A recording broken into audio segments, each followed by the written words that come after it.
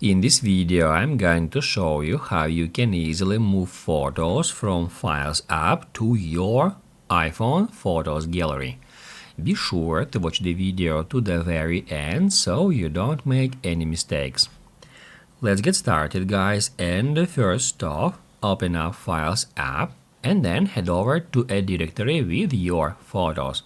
In my case, photos located on my iPhone at Downloads folder. And now let's say you downloaded these photos from somewhere and now you want to send them to someone via Messenger or social network or something else, and first off we need to transfer them to camera roll, to Photos gallery.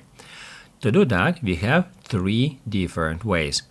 The first way is tap at the photo to open it up, then hit share, and then tap Add Save Image.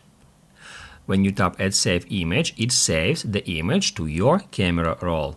And then we can head over to Photos, and right here at Recents, we can easily find the photo we have just transferred from Files to camera roll. Another way to transfer a photo is long press on it, then tap Share, and then Save Image.